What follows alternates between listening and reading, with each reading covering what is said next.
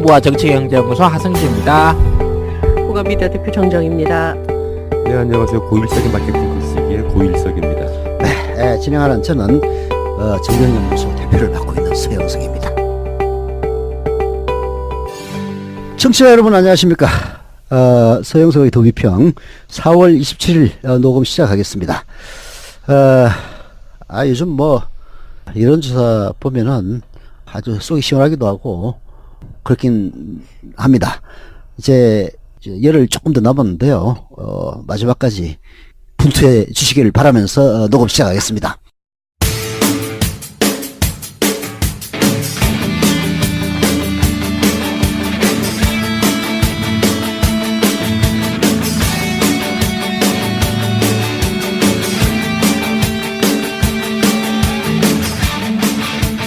대한민국의 헌법 제1조 1항 대한민국은 민주공화국이다. 세상을 바꾼 국민의 힘. 어두웠던 지난 9년 동안 편중된 자본과 변질된 권력 앞에서 작게는 우리 가족들과 이웃, 그리고 더 나아가서는 우리가 살고 있는 이 세상을 지키기 위해 서로의 지친 손을 잡고 끝까지 노력해왔습니다. 대통령 탄핵이라는 엄청난 변혁의 결과물을 이끌어낸 우리 국민들의 힘, 그리고 촛불의 위대함을 지금 전 세계가 부러워하고 있습니다. 서로의 방식대로 가열차게 싸워나가는 국민 여러분들과 더불어 저희 공감 미디어가 제작하고 있는 서영석의 더 비평도 사람답게 살아갈 수 있는 그런 상식적인 세상을 만들기에 보탬이 된다는데 큰 보람을 느끼고 있으며 더 분발하고 고군분투할 것을 약속드립니다.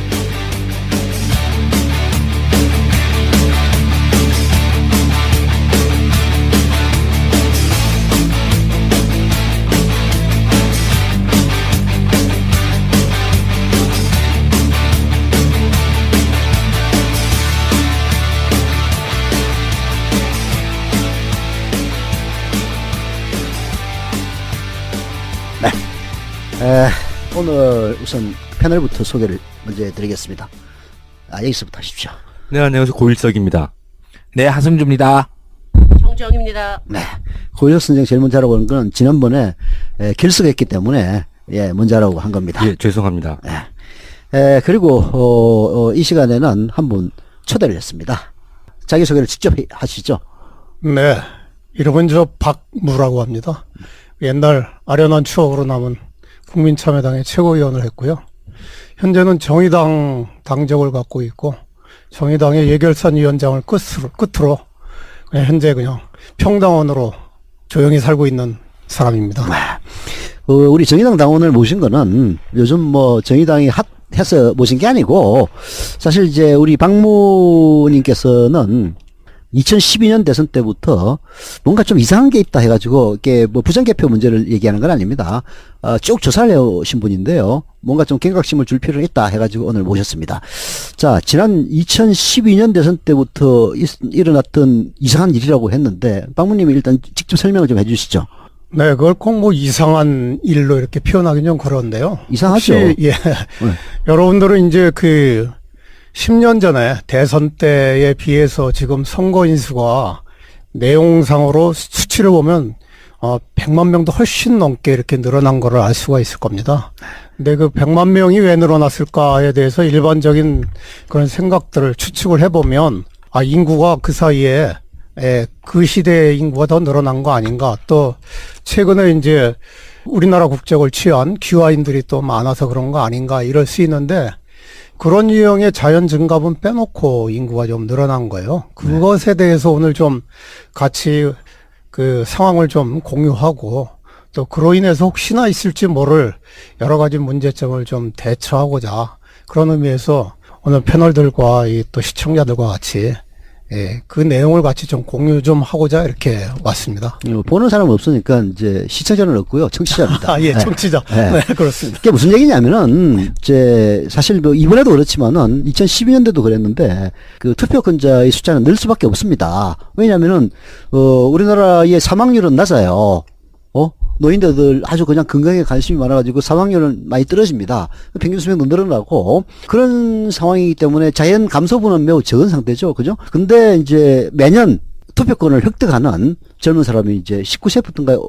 그렇죠? 네. 그러니까 19살이 되는 사람들이 있으니까 어차피 늘게 돼 있습니다. 늘게 돼 있고 아까 또 우리 박무님 말씀하셨다시피 기화를 한다든지 하는 특히 이제 최근 들어서는 그 결혼 이주 여성들이 많이 생겼잖아요. 그런 분들은 결혼을 하면은 한국 국적을 취득하니까 이런 식으로. 근데 그 숫자는 그렇게 많지는 않습니다.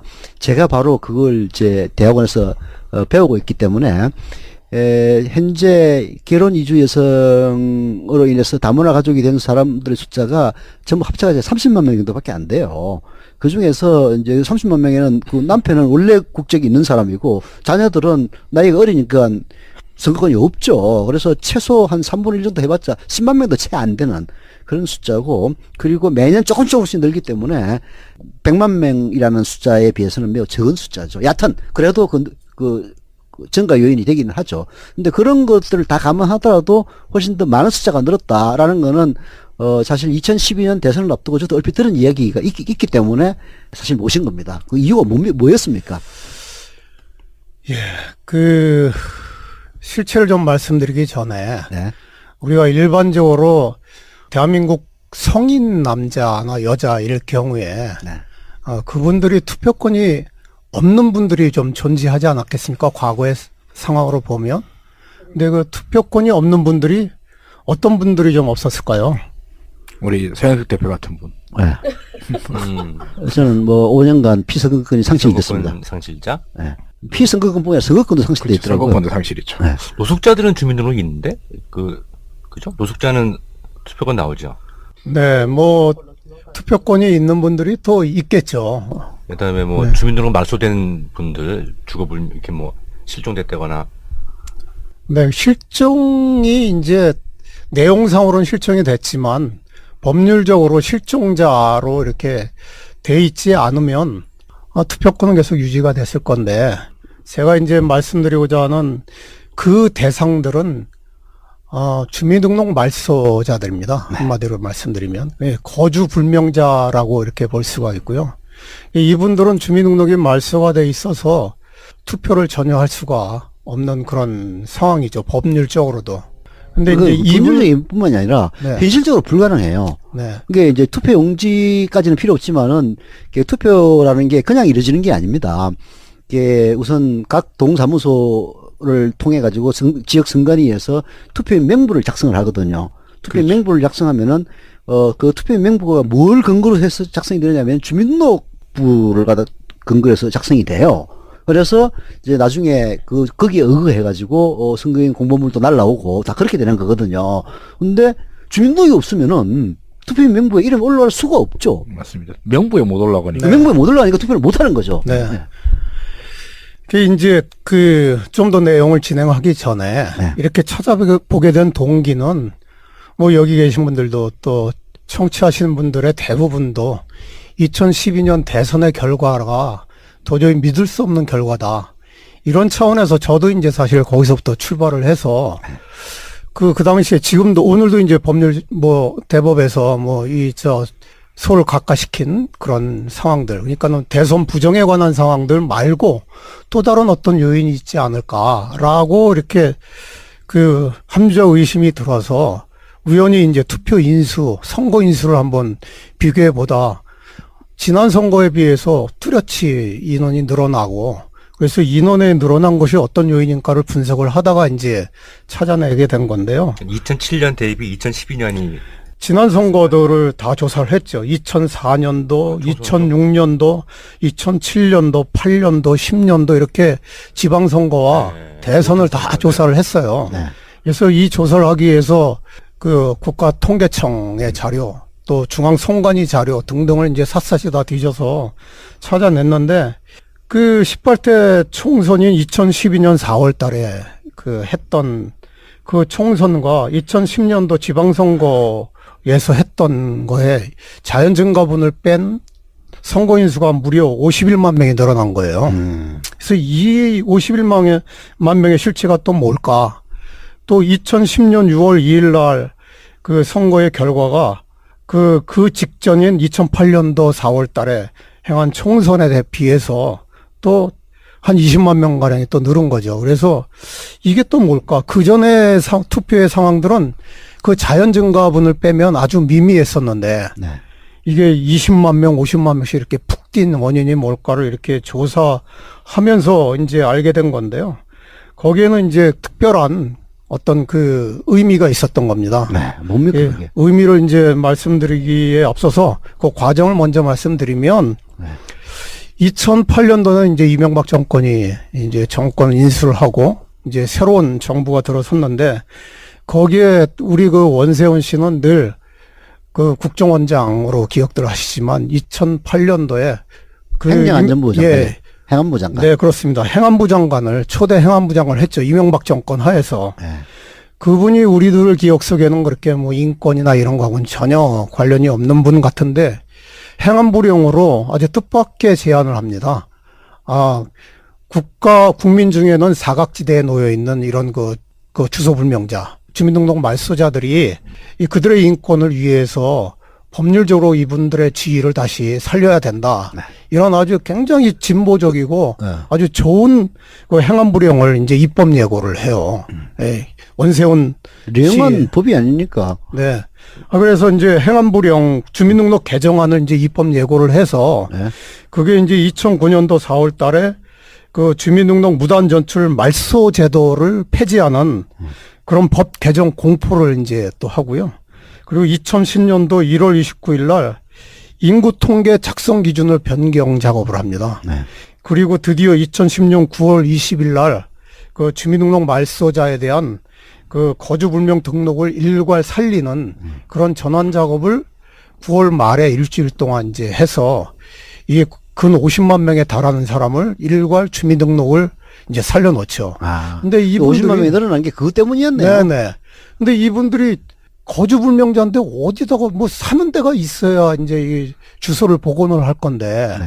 어디다 복원을 했을까요? 글쎄 뭐 사는 데가 없으니까 어디다 복원했는지 좀. 네, 조사를 해보니까 이분들을 살리기 위해서 그분들이 그 말소가 되기 직전에 거주지에 주민센터에다가 일괄 그렇게 복원을 시켜놓습니다. 그러니까 한 50만 명 되는 분들이 주소가 다 주민센터예요. 이제 이렇게 해서 주민 실제로 가능하나? 왜냐면은 그 주민등록을 할 때 예를 들어서 거주가 불가능하다는 곳에서는 주민등록이 안 되는 걸로 알고 있는. 예를 들어서 뭐 상가에 내가 주민등록을 옮겨놓겠다. 그건 안 될 걸요. 나 정확하게 잘 모르겠는데 어떻든 그 집이 아니라 주민센터에다가 강제로 이제 주민등록을 만들어서 복원을 네. 시키는 애. 그게 이제 2010년 9월 20일 날 행안부에서 주민등록 말소자 거주불명 등록이라는 그런 것들을 추진을 해서 이제 그걸 가능하게 이렇게 만든 거예요. 여하튼 뭐 그 인간들이 무슨 그런 말소자들의 인권을 위해서 했을 리는 없는 거고. 예, 그래서 저는 좀 냄새가 나긴 나네. 네, 이게 뭐 대선에 영향을 준 거 아닐까. 사실은 그렇게 확신을 하고 네. 몇 가지 이제 합리적 추론을 좀 또 해봤어요. 뭐냐면 MB 정권의 초대 행안부 장관인 원세훈이 네. 정권 초부터 이 작업을 주도했다. 네. 굉장히 의심스러운 거 아닌가. 네. 또 그 다음 장관 역시 MB의 최고 신임자인 이달곤인데 네. 이달곤이 이제 계속 진행을 했고 그 다음에 그 거주불명 등록제 시행 직전에 선거권을 줄 수 있는지에 대한 질의 회신이 있는데 처음부터 이게 목적이 아니었을까. 뭐 다른 여러 가지 부가적 이유를 대서 이분들 그 국민으로서 제대로 대접을 하자고 이렇게 좋은 뜻으로 포장을 했지만 목적은 여기에 있지 않을까 이런 판단이 들고. 그게 투표권을 주자 이 얘기였네요. 네네, 그렇죠. 근데 뭐 그건 당연한 거 아닌가? 주민등록이 이제 복원이 되면 당연히 투표권이 생기는 거죠. 그것도 뭘 해? 이론적으로는. 네, 그러니까는 왜 그래도. 굳이 그랬냐 하는 거와 네. 그 다음에 어떤 그 통계에 의하면 네. 주민등록 말소된 분들의 약 90% 이상이 금융 관련된 문제 때문에 이제 말하자면 그 표현이 그 좀 야박하지만 뭐 옛날식으로 하면 야반 도주를 했다거나 아니면 부도관에서 급히 뭐 그 지역을 떠나서 뭐 주민등록 다 포기하고 이렇게 살거나 이런 금융사고로 인해서 주민등록 말소한 분들이 90% 이상이라는 통계가 있거든요. 네. 근데 그런 분들이 과연 투표하기 위해서 자기 주민등록이 살아있는 걸 가지고 뭘 이렇게 한다는 게 현실적으로 좀 전혀 맞지 않는 제도라고 결국 생각이 우리가 드는데요. 함정의 추론이라는 거는 관에서 일괄적으로 무조건 살려줬다. 네. 본인들의 의사와 관계없이 네. 그렇게 추론이 가능하네요. 네네, 그럴 수도 본인들 의사를 묻지를 않은 거죠. 그렇죠. 물을 수도 없고. 그 사실 현실적으로. 뭐 저기 금융사고 때문에 튀었으면은 자기 주민등록이 없는 게 낫지. 뭐 있어봤자 사실 또 그 주민센터면은 뭐 그게 그거긴 합니다만은 네. 뭐 자기가 어차피 사는 데가 아니니까 주민센터로 그럼 잡으러 찾아가고 사람은 없을 테니까. 네. 그래도 하여튼 그 매우 수상하네. 예. 그 아무튼 2012년 대선 때 50만 명, 정확하게는 이제 선출하면 48명여 명인데, 48만여 명인데, 이분들의 투표도 궁금했지만, 네. 그 직전 선거인 그 2010년도 지방선거, 네. 예, 그 당시에 제가 속했던 국민참여당의 네.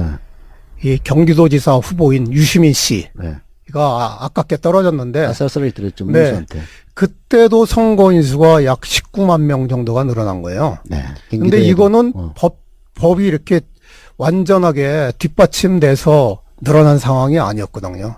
그래서 이게 2010년도 9월 달에 이렇게 일괄 복원을 했는데 거꾸로 6월 달, 그 몇 개월 전 6월 달에 무려 20만 명이 이렇게 늘어난 거에 대한 원인은 아직도 제가 못 찾았어요. 아무튼 아무리 찾아봐도 그게 왜 늘어났는지에 대한 자료를 찾을 수가 없다. 그런 말씀을 좀 드려서 혹시나 이게 또 그 유시민 경기도지사 후보에 당락에 또 영향을 미쳤을까 하는 의심을 약간은 좀 해봅니다. 그리고 자연증가분이라는 거는 어떤 뭐 인정되어 있는 수치인가요? 아니면 그렇죠. 뭐 추산인가요? 그러니까 자연증가분이라고 하는 거는 아까도 우리 서영석 대표님 말씀하셨듯이 국적을 새로 취득했거나 네. 또는 뭐 19세가 돼가지고. 19세가 돼서 네. 그 투표권을 또 추가로 늘어났는데 오히려 돌아가시는 분은 적어서 그런 것들을 다 자연 증가분으로 한 거죠. 근데 그게 이제 그 선관위 자료는 그런 게 전혀 없기 때문에 네. 국가통계청의 인구 변동 사항을 전부 다 엑셀로 그냥 다 드래그해서 그걸 서로 맞비교해 가지고 찾아낸 것들이에요. 근데 자연증가분은 10만 명인데 예. 그 유권자 수 늘어난 거는 이제 플러스 10만만 하면 되는데 원래는 네네. 플러스 뭐 저기 58만 명이 된 거야. 네. 그 48만 명은 도대체 어디서 늘어난 거야? 해서 찾아봤더니 네네. 그게 주민등록 말소된 사람들을 갖다 일괄적으로 복원시켜 가지고 네네네. 그들에게 투표권을 줬으니까 예. 투표권자가 투표를 했는지 안 했는지 모르겠지만 그러니까 늘어났다. 거꾸로 이제 제가 생각한데 이런 그 행안부령으로 법 개정을 하는 데 있어서 제대로 국민들한테 공지가 안 돼 있고 물론 언론에 나왔더라고요. 근데 아주 작게 나와 있고 그리고 이제 실제 그 몇몇 당시 국회의원들한테 입법 활동한 국회의원들한테 그 확인 질문을 해 보면 그런 게 있었는지조차도 모르는 상황이에요. 그래서 추측컨대 이렇게 무슨 날치기 유형으로 그 안에 삽입된 거 아닌가. 그러니까 법이 그런 법 개정사항이 있는지 없는지조차도 모르게 통과된 거 아닌가. 이런 생각까지 이제 사실은 들어요. 뭐 그럴 리는 없죠. 그게 근데 이제 이럴 수는 있어요. 그 예를 들어서 뭐 주민등록법에 대한 뭐 법률이 있다. 그 개정을 해야 되면은 의원들이 관심을 갖는 주요한 사안들이 분명히 있는데 그거 말고 그 이제 아까 얘기했다시피 그 주민등록이 말소된 사람들을 살릴 수 있는 게 지금은 복잡한 그런 과정이 있다면은 법규를 하나 싹 바꿈으로써 쉽게 만드는 그런 식으로 이제 개정했을 수는 있죠. 네, 그러니까 그러면은 그 사실은 개정한 사람들도 이런 게 있었나 하고 왜냐하면 이제 법 개정하는 그 저기 실무 소위를 들어가 보면요. 이게 주로 전문위원이라 해가지고 뭐 행정부에서 파견된 사람이라든지 이런 사람들이 이제 뭐 취지를 설명을 하고 이러이러이러한 조항을 바꿉니다. 라고 설명을 한 다음에 이제 의원들이 그 주요 개정 사항에 대해서 논의를 해요. 근데 의원들도 잘 모르잖아. 당에 있는 전문위원이 이러이러한 것은 이러이러한 게 우리의 입장이고 다 설명해 준단 말이에요. 그럼 들어가가지고 이제 보통 논의를 해요. 근데 이게 참 우리나라 이게 모순은 모순인데 의원들도 별로 관심도 없고, 당에서도 큰 관심은 없어요. 근데 여기에 대해서 어떤 특정한 법률의 개정 같은 경우에는 거기에 관련된 단체들에게는 목숨이 걸려 있는 경우가 많거든. 그러면은 어마어마하게 로비를 하러 옵니다. 와가지고 뭐 밥도 사겠다고 하고 뭐 심지어 기자들한테도 관련 전문위원 의원들한테 막 로비를 하거든요. 그래서 이제 그게 그때의 전국 현안하고 맞물리면은 관심을 끌어가지고 신문에도 나지만은 안 맞물리면은 그냥 다 넘어가는 거예요. 그 과정에서 슬쩍 끼어서 했을 수도 있습니다. 아무튼 그렇게 해서 뜻밖의 이런 주민등록 개정에 의해서 이렇게 말소된 분들이 다시 그 투표권을 갖게 됐고 주소지는 다 주민센터로 그렇게 근데 됐구나. 그 늘어났다는 거는 이제 확인됐는데 그게 뭐 부정선거에 활용됐다든지 그런 그래서 증거는 이제 그것을 이제 찾기 위해서 또 노력을 했죠. 네. 근데 찾기 위해서 할 수 있는 노력이라는 게 뭐 해당 당사자를 제가 만나서 당신 투표했습니까? 안 투표했습니까? 물어볼 수도 없는 거고 그것도 또 한두 명이 아니고 50만 명이나 되는 사람들을 또 일일이 다 만날 수도 없는 거고 그래서 이제 어떻게 확인이 가능할까를 이제 그 추론 끝에 각 투표소 중에 그러니까 통계청을 뒤져서 각 동별로 그 주민등록이 그렇게 복원된 분들이 과연 몇 분이나 될까 이렇게 조사를 좀 해봤어요. 그랬더니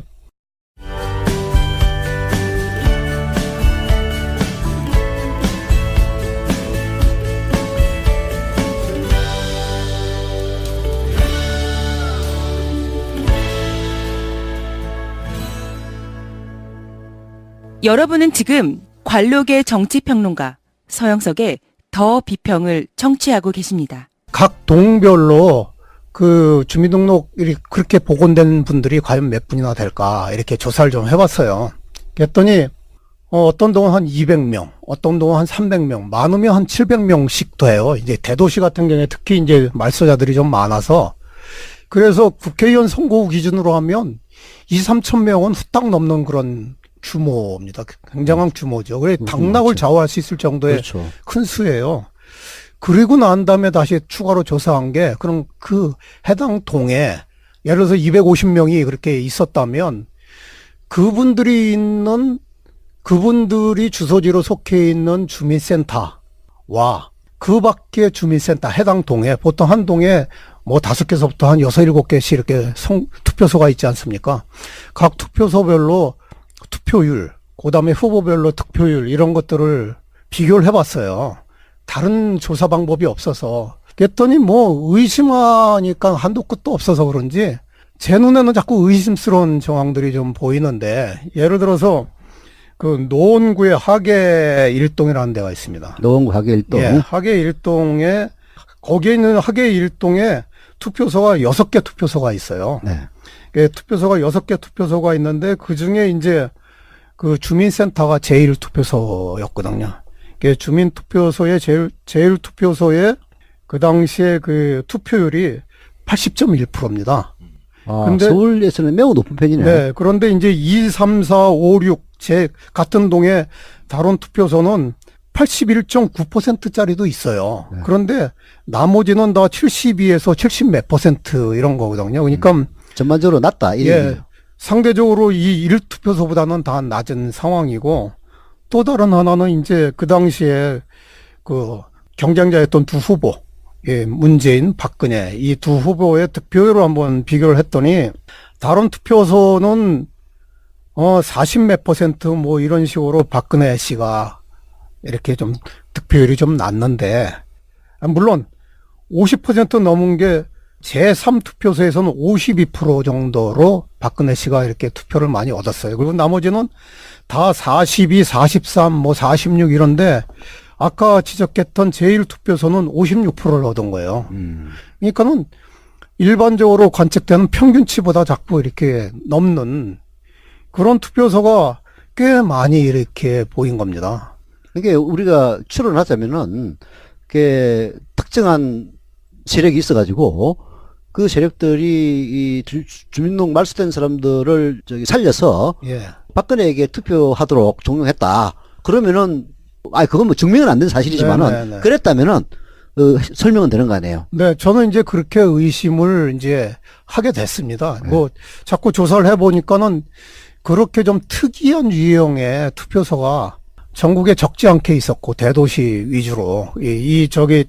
그 신불자들, 주민등록 말소자들이 대도시에 대부분 집중돼 있고, 그 집중돼 있는 투표소들의 뭐 적지 않은 투표소의 투표 양태가 인근에 있는 다른 투표소하고 꽤 다른 이런 그 모습들을 보면서 꽤 다른 게 그냥 다른 게 아니라 여당 후보에게 유리한 결과가 네. 나왔다 그 얘기 아니에요. 네, 그래서 이제 네. 이게 정말 그런 거 아닌가 뭐 하는데 제가 하여튼 뭐 조사할 만큼 다 조사를 했습니다만 더 이상 조사할 방법이 없어서 그래서 이제 그 몇몇 국회의원들한테 의뢰를 했고 그 중에 한 분이 민주당의 이제 친선미 의원 쪽에도 이제 의뢰를 했어요. 네. 이거를 이 국감이나 이런 상황에서 좀 그 선관위에다가 제가 이제 특히 유의해서 볼 투표소 이런 걸 위주로 해서 좀 확인해 줄 수 없겠냐. 네. 라고 하고 이제 관련된 자료들을 전부 다 이제 이첩을 시켜서, 이제 부탁을 했는데, 회신을 받았습니다. 회신을 받았는데, 선관위의 회신은 행안부의 그런 좋은 뜻으로 복원했음에도 불구하고 투표율은 0.몇% 아주 미미했다. 주민등록 복원된 분들의 투표율이. 따로 뽑아보니까. 네네.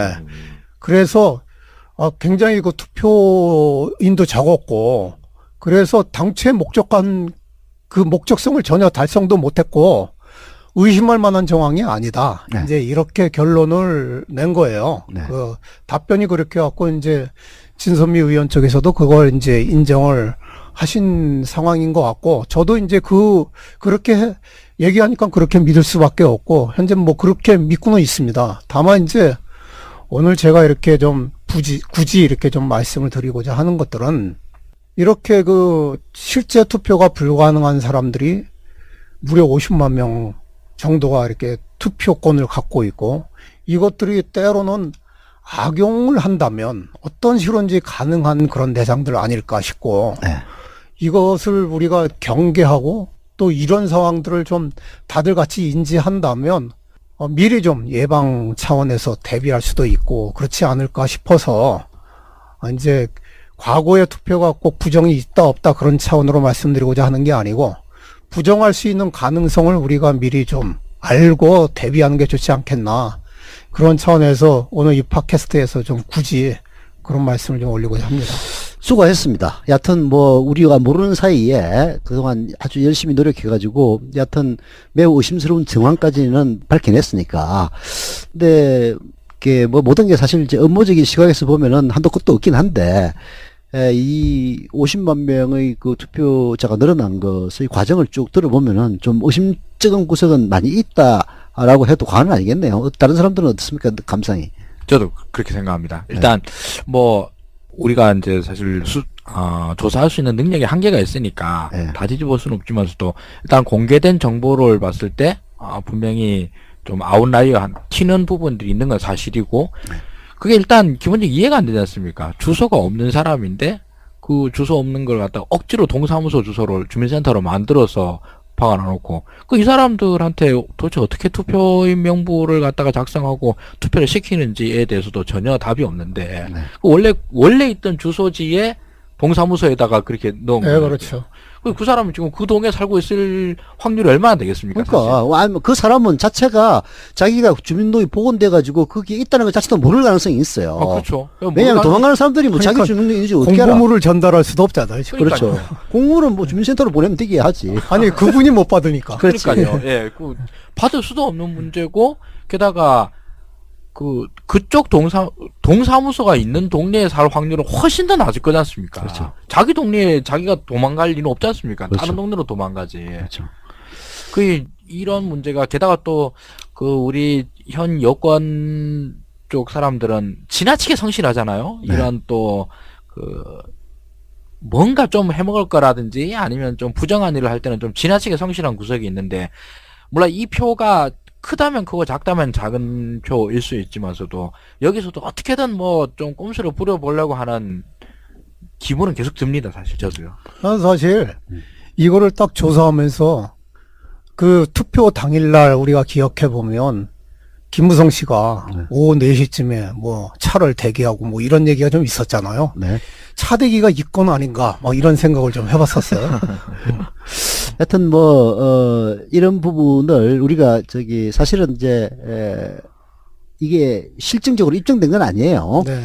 그걸 이용해서 뭔가 부정선거에 동원했다라는 입증된 건 아니지만은 뭐 선관위에서도 뭐 미미했다 이런 식으로 얘기했다고 그러고, 근데 선관위 말이 별로 믿기지는 않아요. 50만 명이 갑자기 늘었고 아까 얘기했다시피 한 선거구에 한 2, 3천 명 가까이 된다면은 그 2, 3천 명은 플러스 마이너스 효과가 있어가지고 거의 10,000명 가까운 효과를 발휘할 수 있는 그런 거거든요. 그 사람들이 투표를 해가지고 이 사람을 안 찍고 이 사람을 찍으면은 2배 효과가 있는 거 아니에요. 승수 효과 때문에. 자, 그러실 경우에는 4, 5천 표라면은 서울의 접전 그 선거구에서는 충분히 당락을 바꿀 만한 위력을 갖고 있는 거죠. 그래서 참 매우 의심스러운데, 이걸 뭐 사실 이거는 이제 정권이 바뀌어야 본격적인 조사가 가능할 것 같긴 해요. 그러나 우리가 이렇게 떠들므로써 이게 사실 저 한 4, 5년 동안 소식이 없었던 한 친구한테서 오늘 그 카톡이 뛰고 왔어요. 그래서 왜 왔냐고 그랬더니, 왜 했냐고 그랬더니, 자기가 뭐 쭈찌 하다 보니까 팟캐스트를 갖다가 이걸 듣게 됐다는 거야. 그래서 궁금해서 이제 했다는 것처럼, 뭐 이게 어느 식으로 파들어가가지고 누구 귀에 들어갈지 모르는 거란 말이에요. 그러니까 우리가 이게 떠들어야 이런 추가 시도가 좌절시킬 수 있다. 예방 효과에서 오늘 박무 선생님이 그동안 고생담을 들어봤습니다. 아, 네. 그러니까 하여튼 그 가장 의심되는 상황은 이런 거 아닙니까? 그러니까 이제 실제로 주거불명인 사람한테 주민등록을 부여해서 복원이지 일종의. 투표권도 주고, 그죠? 그러면 이제 그 투표를 예를 들면 그럼 주민등록증도 만들어야 될 거 아니에요, 그죠? 네. 이건 알고 신청했다면 그러면 그렇죠. 누군가가 A라는 사람 주민등록을 가지고 B라는 사람이 자기 사진 붙여서 주민등록증을 만들어서 자기 것도 투표하고. 제가 그거에 대해서 잠시 여담을 하나 좀 드리겠습니다. 그러니까 그럴까봐 그게 제일 우려되는 상황이에요. 제가 옛날에 투표가 되는 거죠. 전과가 좀 있었어요. 네. 전과도 어떤 전과냐면 소매치기 전과였습니다. 제가 소매치기 전과라는 게 있을 리가 없는데 소매치기 전과가 실제 있었던 사람이거든요. 제가 해외 나가려고 하다가 신분조회에 거기에 걸렸는데 그래서 너무나 당황해서 이게 어떻게 된 일인가 했더니 한 2년 전에, 그 당시 2년 전에 제가 경인 전철역에서 소매치기를 당했어요. 지갑을. 그리고 실제 소매치기가 제 주민등록에 사진을 위조해가지고 제 이름으로 네. 정가를 살고 나온 겁니다. 그래 현행범으로 정가가 없었던 사람이니까 그 사람은 정가가 여러 건이 있었겠지만 제 이름으로는 정가가 없었으니까는 현행범으로 네. 초범으로 해서 지병이로 나오게. 정가 7호, 징역 7호를 살고 나왔어요. 예, 그런 식으로 얼마나 황당하던지. 그러면 저 같은 사람이 한두 명이겠는가. 그런 생각을 제가 그러니까 좀 그거 이제 해보죠. 범죄고, 네. 그리고 이제 국가가 어떤 악의를 가지고 있었다면, 그럼 말소된 주민등록을 살려가지고, 그럼 그 당사자는 모를 테니까, 그거를 딴 사람의 자기 공작 단원의 사진을 붙이든지 해서 주민등록을 좀 만들어가지고, 투표장에 자기 것도 따로 투표하고, 해당자의 투표장을 찾아가서, 그러니까 동사무소겠죠? 그러니까 다 거기니까, 투표를 했을 거다. 그죠? 이게 제일 의심 가는 상황이잖아요. 근데 선관위 확인해 보니까, 그냥 대상자가 1,000명이면 한두 명 정도밖에 안 했다. 이런 얘기잖아요. 미미하게. 네, 그거보다 뭐 더 적은 수. 뭐 그보다 이렇게 더. 했는데. 네. 그러니까 실제로 이제 아니, 그런 근데 짓이 저는 꼭 벌어지진 그게 않았다. 만약에 한다면, 그렇게 오프라인식으로, 대리인이 가서 투표를 하고 뭐 이런 차원이 아니고, 다른 식으로 보다 일괄적으로 한꺼번에 이렇게 기획만 하면 가능한 그런 상황 뭐 아니었을까? 더 큰 음모론은 그런 거지. 투표할 필요도 없어. 다만 투표할 수 있는 근거가 필요할 뿐인 거야. 그렇죠. 숫자 맞추려고. 숫자 맞춰야 되니까. 네. 그래서 50만 명을 복원시켜가지고 그걸 갖다 일괄적으로 박근혜에게 쫙 뿌리는 그런 식의 이제 부정이 있다라고 상상하는 사람들도 있겠죠. 네. 아니, 그래도 실제로 투표한 사람과 네. 투표 수도 네. 일치가 돼야 될 거 아니에요. 아니, 그러니까 이게 이제 아무리 조작을 한다고 해도. 전자조작이라면은 가능하지. 왜냐하면은 이게 조작을 하려면은 투표할 수 있는 유권자가 맞아야 된단 말이에요. 맞아야 되는데 뭐 이제 실제로 투표권이 있는 사람들을 조작하기는 뭐 어렵다고 보고 이제 그 만약 우리가 추론한다면은 음모론적으로 그러면은 실제로 한 50만 명을 복원시켜가지고 그것들은 실제로 투표를 안 하는데 근데 이제 우리 그 고선생님 얘기대로 하려면은 50만 명이 필요해요. 50만 명이 따로 다 가짜로 주민등록증 만들어가지고 자기 투표하고 가짜 주민등록증 가지고 또 투표하고 이제 이렇게 한다는 얘기인데 그렇게 했겠느냐 이거지. 그렇죠. 그래서 일괄적으로 어떻게 하는 어떤 무언가의 방법이 필요한 강구를 했는데 그 방법에 필요한 거는 주민등록이 필요한 거야. 근데 주민등록이라는 건 사람 아니에요, 사람. 사람 없는 사람을 만들 수는 없는 거니까 말소된 사람들을 살려서 그렇게 했다. 이런 이제 의심을 할 수는 있겠네요. 제 말씀은 그러니까 실제로 제가 말씀드린 대로 뭐 다른 방법을 하든 간에 말소가 복원된 그 한 100명이라고 치면 100명을 그 100명 숫자를 가지고 투표수를 드리려면 어쨌든 기록상으로는 그 100명이 투표를 했다는 기록이 있어야 될 거 아니에요. 네. 그 말씀이 제 얘기는. 어쨌든 간에. 근데 그게 이제 선관위가 말이 정말인지 아닌지 모르겠지만 그런 건 없다는. 네, 다 그렇다는 거죠. 그러니까 예. 지금은. 뭐 그거는 그냥 지금 상태에서 그냥 믿고 실제로 이제 예. 뭐 눈으로 보기 전까지는 모르겠지만. 믿고 일단 그럼에도 불구하고 할 수 있는 여지는 존재한다. 그래서 그것을 경각심을 가지고 우리가 대처를 하면 어떻게 대처해야 되나 이거를. 글쎄요. 그러면 주민들 뭐 선거인 명부나 이런 것들을 실제 투표소에서 잘 감시하고 그러면 될까요? 지금 저도 잘 주민등록 모르겠습니다. 말소제도는 없어진 건가요? 네, 이제 그렇게 해서 다 복원이 됐으니까요. 그 뒤로는 또 말소 안 네, 시켰을 네. 테고. 네, 그런 걸로 알고 있습니다. 근데 아까 제 개인적 얘기 말씀드렸는데 지금 정가 저 말소했습니다. 그 법을 통해서 네, 다행이네요. 제가 그 당시에 회사에 근무했던 거 재직증명서 이런 걸 가지고 다 해서 한 1개월 이상 걸렸어요. 복역 기간 동안에 예. 그게 없었으면 저는 또 정말 계속 전 꺼범으로. 그리고 정말로 다행스러운 건 그 당시에 괜히 시연장 나갔다가 잡혀 들어갔으면 얼마나 제가 또 봉변을 당했을까. 아니, 또 다른 것도 아니고 네네. 뭐 예, 도로교통법도 아니고 예, 소매치기. 파렴치범으로 자, 수고하셨습니다. 진행을 했고, 그 다음에 그 거주불명 등록제 시행 직전에 선거권을 줄 수 있는지에 대한 지르 회신이 있는데 처음부터 이게 목적이 아니었을까. 뭐 다른 여러 가지 부가적 이유를 대서 이분들 그 국민으로서 제대로 대접을 하자고 이렇게 좋은 뜻으로 포장을 했지만 목적은 여기에 있지 않을까 이런 판단이 들고. 그게 투표권을 주자 이 얘기겠네요. 네네, 그렇죠. 근데 그건 당연한 거 아닌가? 주민등록이 이제 복원이 되면 당연히 투표권이 생기는 거죠. 그것도 뭘 해? 이론적으로는. 네, 그러니까는 왜 그래도. 굳이 그랬냐 하는 거와 네. 그 다음에 어떤 그 통계에 의하면 네.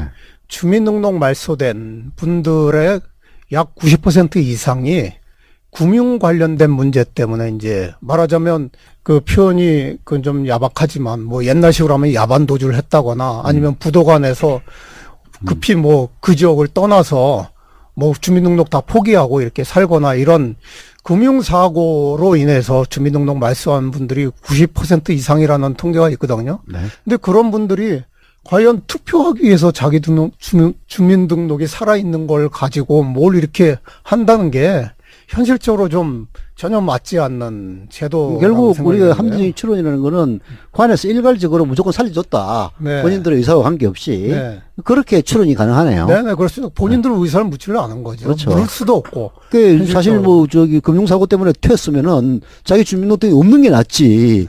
뭐 있어봤자 사실 또 그 주민센터면은 뭐 그게 그거긴 합니다만은 네. 그 자기가 어차피 사는 데가 아니니까 주민센터로 그럼 잡으러 찾아가고 사람은 없을 테니까. 네. 그래도 하여튼 그 매우 수상하네. 예. 그 아무튼 2012년 대선 때 50만 명, 정확하게는 이제 선처럼 48명여 명인데, 48만여 명인데, 이분들의 투표도 궁금했지만, 네. 그 직전 선거인 그 2010년도 지방선거, 네. 예, 그 당시에 제가 속했던 국민참여당의 네.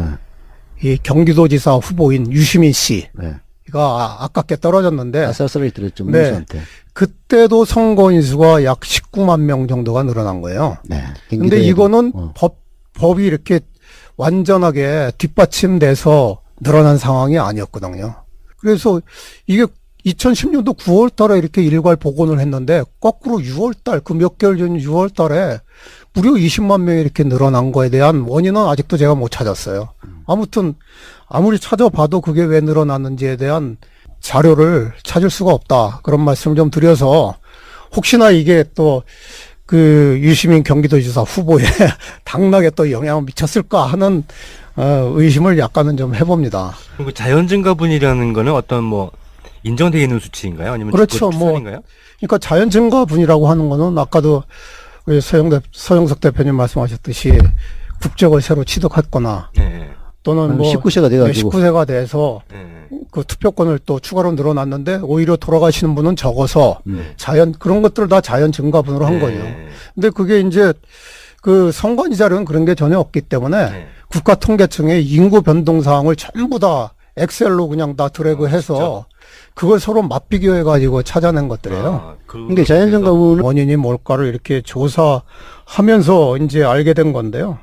거기에는 이제 특별한 어떤 그 의미가 있었던 겁니다. 네, 뭡니까 예, 그게? 의미를 이제 말씀드리기에 앞서서 그 과정을 먼저 말씀드리면 네. 2008년도는 이제 이명박 정권이 이제 정권 인수를 하고 이제 새로운 정부가 들어섰는데 거기에 우리 그 원세훈 씨는 늘 그 국정원장으로 기억들 하시지만 2008년도에 그 행정안전부 장관, 예, 행안부 장관. 네, 그렇습니다. 행안부 장관을 초대 행안부 장관을 했죠. 이명박 정권 하에서. 네. 그분이 우리들 기억 속에는 그렇게 뭐 인권이나 이런 거하고는 전혀 관련이 없는 분 같은데 행안부령으로 아주 뜻밖의 제안을 합니다. 국민 중에는 사각지대에 놓여 있는 이런 그 주소불명자, 주민등록 말소자들이 그들의 인권을 위해서 법률적으로 이분들의 지위를 다시 살려야 된다. 네. 이런 아주 굉장히 진보적이고 네. 아주 좋은 그 행안부령을 이제 입법 예고를 해요. 예, 원세훈 령은 씨. 법이 아니니까. 네.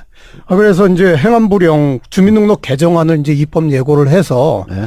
그게 이제 2009년도 4월 달에 그 주민등록 무단 전출 말소 제도를 폐지하는 그런 법 개정 공포를 이제 또 하고요. 그리고 2010년도 1월 29일 날 인구 통계 작성 기준을 변경 작업을 합니다. 네. 그리고 드디어 2010년 9월 20일 날 그 주민등록 말소자에 대한 그 거주불명 등록을 일괄 살리는 그런 전환 작업을 9월 말에 일주일 동안 이제 해서 이 근 50만 명에 달하는 사람을 일괄 주민등록을 이제 살려놓죠. 근데 이분들이 50만 명이 늘어난 게 그것 때문이었네요. 네네. 근데 이분들이 거주불명자인데 어디다가 뭐 사는 데가 있어야 이제 이 주소를 복원을 할 건데 네. 어디다 복원을 했을까요? 글쎄 뭐 사는 데가 없으니까 어디다 복원했는지 좀. 네, 조사를 해보니까 이분들을 살리기 위해서 그분들이 그 말소가 되기 직전에 거주지에 주민센터에다가 일괄 그렇게 복원을 시켜놓습니다. 그러니까 한 50만 명 되는 분들이 주소가 다 주민센터예요. 이제 이렇게 해서 주민 실제로 가능하나? 왜냐면은 그 주민등록을 할 때 예를 들어서 거주가 불가능하다는 곳에서는 주민등록이 안 되는 걸로 알고 있는. 예를 들어서 뭐 상가에 내가 주민등록을 옮겨놓겠다. 그건 안 될 걸요. 나 정확하게 잘 모르겠는데 어떻든 그 집이 아니라 주민센터에다가 강제로 이제 주민등록을 만들어서 복원을 네. 시키는. 그게 이제 2010년 9월 20일 날 행안부에서 주민등록 말소자 거주불명 등록이라는 그런 것들을 추진을 해서 이제 그걸 가능하게 이렇게 만든 거예요. 여하튼 뭐 그 인간들이 무슨 그런 말소자들의 인권을 위해서 했을 리는 없는 거고. 예, 그래서 저는 좀 냄새가 나긴 나네. 네, 이게 뭐 대선에 영향을 준 거 아닐까. 사실은 그렇게 확신을 하고 네. 몇 가지 이제 합리적 추론을 좀 또 해봤어요. 뭐냐면 MB 정권의 초대 행안부 장관인 원세훈이 네. 정권 초부터 이 작업을 주도했다. 네. 굉장히 의심스러운 거 아닌가. 네. 또 그 다음 장관 역시 MB의 최고 신임자인 이달곤인데 네. 이달곤이 이제 계속 뭐 정의당이 해서 모신 게 아니고 사실 이제 우리 박무님께서는 2012년 대선 때부터 뭔가 좀 이상한 게 있다 해가지고 이게 뭐 부정개표 문제를 얘기하는 건 아닙니다. 쭉 조사를 해오신 분인데요. 뭔가 좀 경각심을 줄 필요가 있다 해가지고 오늘 모셨습니다. 자, 지난 2012년 대선 때부터 일어났던 이상한 일이라고 했는데 박무님이 일단 직접 설명을 좀 해주시죠. 네, 그걸 꼭 뭐 이상한 일로 이렇게 표현하기는 좀 그런데요. 이상하죠. 혹시, 예. 여러분들은 이제 그 10년 전에 대선 때에 비해서 지금 선거 인수가 내용상으로 수치를 보면 100만 명도 훨씬 넘게 이렇게 늘어난 거를 알 수가 있을 겁니다. 근데 그 100만 명이 왜 늘어났을까에 대해서 일반적인 그런 생각들을 추측을 해보면, 인구가 그 사이에, 그 시대의 인구가 더 늘어난 거 아닌가. 또, 최근에 이제 우리나라 국적을 취한 귀화인들이 또 많아서 그런 거 아닌가 이럴 수 있는데, 그런 유형의 자연 증가분 빼놓고 인구가 좀 늘어난 거예요. 그것에 대해서 오늘 좀 같이 그 상황을 좀 공유하고, 또 그로 인해서 혹시나 있을지 모를 여러 가지 문제점을 좀 대처하고자, 그런 의미에서 오늘 패널들과 이 또 시청자들과 같이 그 내용을 같이 좀 공유 좀 하고자 이렇게 왔습니다. 보는 사람 없으니까 이제 시청자는 없고요. 청취자입니다. 예, 청취자. 네, 그렇습니다. 그게 무슨 얘기냐면은, 사실 뭐 이번에도 그렇지만은 2012년대도 그랬는데, 그 투표권자의 숫자는 늘 수밖에 없습니다. 왜냐면은, 우리나라의 사망률은 낮아요. 노인들 아주 그냥 건강에 관심이 많아가지고 사망률은 많이 떨어집니다. 평균 수명도 늘어나고 그런 상황이기 때문에 자연 감소분은 매우 적은 상태죠. 그죠? 근데 이제 매년 투표권을 획득하는 젊은 사람이 이제 19세부터인가요? 그렇죠? 네. 그러니까 19살이 되는 사람들이 있으니까 어차피 늘게 돼 있습니다. 늘게 돼 있고 아까 또 우리 박모님 말씀하셨다시피 기화를 한다든지 하는 특히 이제 최근 들어서는 그 결혼 이주 여성들이 많이 생겼잖아요. 그런 분들은 결혼을 하면은 한국 국적을 취득하니까 이런 식으로. 근데 그 숫자는 그렇게 많지는 않습니다. 제가 바로 그걸 이제 대학원에서 배우고 있기 때문에 현재 결혼 이주 여성으로 인해서 다문화 가족이 된 사람들의 숫자가 전부 합쳐서 30만 명 정도밖에 안 돼요. 그 중에서 이제 30만 명에는 그 남편은 원래 국적이 있는 사람이고 자녀들은 나이가 어리니까 선거권이 없죠. 그래서 최소 한 3분의 1 정도 해봤자 10만 명도 채 안 되는 그런 숫자고, 그리고 매년 조금씩 늘기 때문에 100만 명이라는 숫자에 비해서는 매우 적은 숫자죠. 여하튼 그래도 그 증가 요인이 되기는 하죠. 근데 그런 것들을 다 감안하더라도 훨씬 더 많은 숫자가 늘었다라는 거는 사실 2012년 대선을 앞두고 저도 얼핏 들은 이야기가 있기 때문에 사실 모신 겁니다. 그 이유가 뭐였습니까? 실체를 좀 말씀드리기 전에, 네. 우리가 일반적으로 대한민국 성인 남자나 여자일 경우에, 그분들이 투표권이 없는 분들이 좀 존재하지 않았겠습니까? 과거의 상황으로 보면. 근데 그 투표권이 없는 분들이 어떤 분들이 좀 없었을까요? 우리 서영석 대표 같은 분. 네. 저는 뭐 5년간 피선거권이 상실이 됐습니다. 선거권 상실자? 네. 피선거권뿐만 아니라 선거권도 상실돼 있더라고요. 선거권도 상실이죠. 네. 노숙자들은 주민등록이 있는데 그죠? 노숙자는 투표권 나오죠. 네, 뭐 투표권이 있는 분들이 또 있겠죠. 그다음에 뭐 네. 주민등록 말소된 분들 이렇게 뭐 실종됐다거나. 네, 실종이 이제 내용상으로는 실종이 됐지만 법률적으로 실종자로 이렇게 돼 있지 않으면 투표권은 계속 유지가 됐을 건데, 제가 이제 말씀드리고자 하는 그 대상들은 주민등록 말소자들입니다. 한마디로 말씀드리면 거주 불명자라고 이렇게 볼 수가 있고요. 이분들은 주민등록이 말소가 돼 있어서 투표를 전혀 할 수가 없는 그런 상황이죠. 법률적으로도. 근데 이제 이분뿐만이 아니라 네. 현실적으로 불가능해요. 네. 그게 이제 투표 용지까지는 필요 없지만은 투표라는 게 그냥 이루어지는 게 아닙니다. 이게 우선 각 동사무소를 통해 가지고 지역 선관위에서 투표 명부를 작성을 하거든요. 투표 명부를 작성하면은 그 투표 명부가 뭘 근거로 해서 작성이 되느냐면 주민등록부를 근거로 해서 작성이 돼요. 그래서 이제 나중에 거기에 의거해가지고 선거인 공보물도 날라오고 다 그렇게 되는 거거든요. 근데 주민등록이 없으면은 투표 명부에 이름 올라갈 수가 없죠. 맞습니다. 명부에 못 올라가니까. 명부에 못 올라가니까 투표를 못 하는 거죠. 네. 이제 좀 더 내용을 진행하기 전에 이렇게 찾아보게 된 동기는 뭐 여기 계신 분들도 또 청취하시는 분들의 대부분도 2012년 대선의 결과가 도저히 믿을 수 없는 결과다.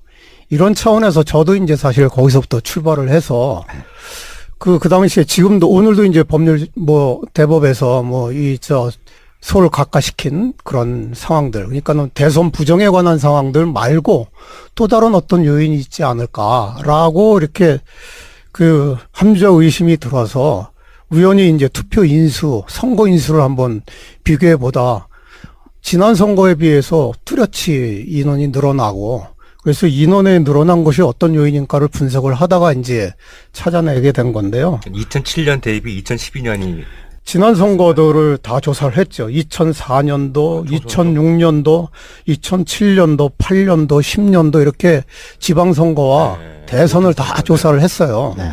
그래서 이 조사를 하기 위해서 그 국가통계청의 자료, 또 중앙선관위 자료 등등을 이제 샅샅이 다 뒤져서 찾아냈는데 그 18대 총선인 2012년 4월 달에 그 했던 그 총선과 2010년도 지방선거에서 했던 거에 자연증가분을 뺀 선거인수가 무려 51만 명이 늘어난 거예요. 그래서 이 51만 명의 실체가 또 뭘까?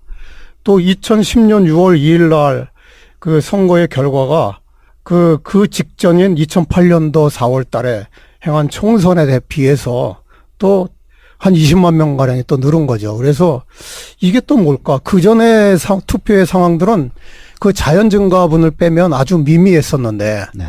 이게 20만 명, 50만 명씩 이렇게 푹 뛰는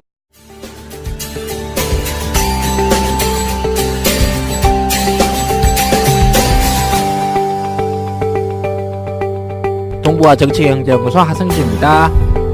고갑니다. 대표 정정입니다. 네, 안녕하세요. 고일석의 마케팅 글쓰기의 고일석입니다. 네, 진행하는 저는 정경연구소 대표를 맡고 있는 서영석입니다. 청취자 여러분 안녕하십니까? 서영석의 도비평 4월 27일 녹음 시작하겠습니다. 요즘 뭐 여론조사 보면은 아주 속이 시원하기도 하고 그렇긴 합니다. 이제 열흘 조금 더 남았는데요. 마지막까지 분투해 주시기를 바라면서 녹음 시작하겠습니다.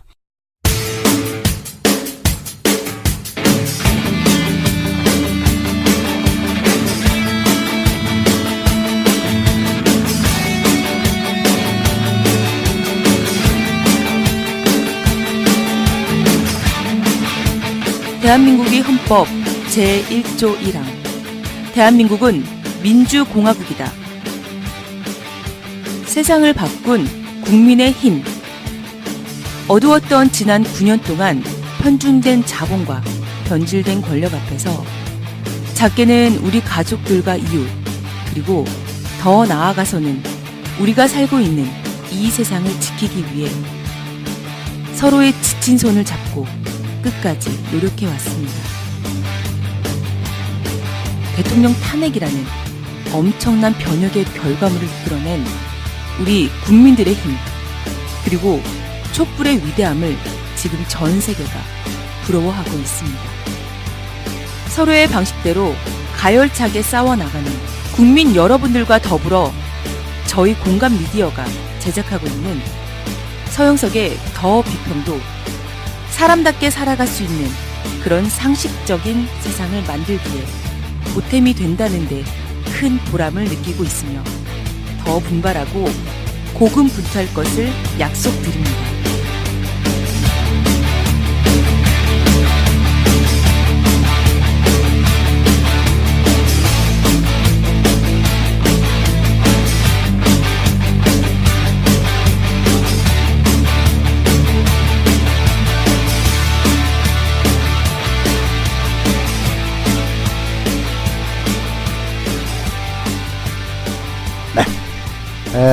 오늘 우선 패널부터 소개를 먼저 해드리겠습니다.